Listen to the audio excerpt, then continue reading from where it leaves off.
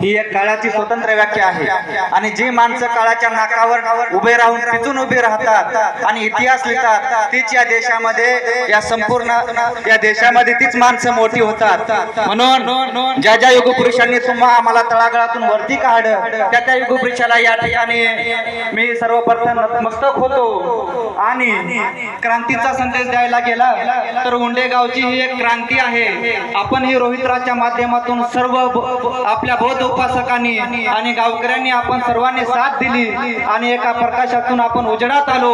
हा संघर्षाची भाषा आपल्या उंडेगावची आहे।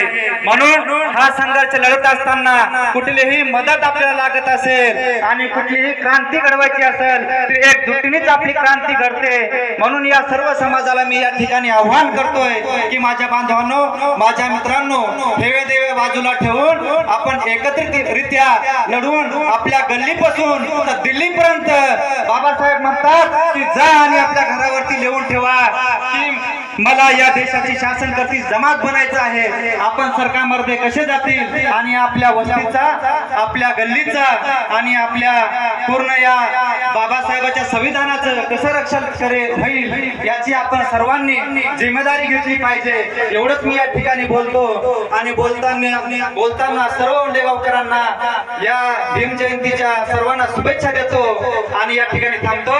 सर्वांना जय भीम, जय भारत, जय भीम जयंती।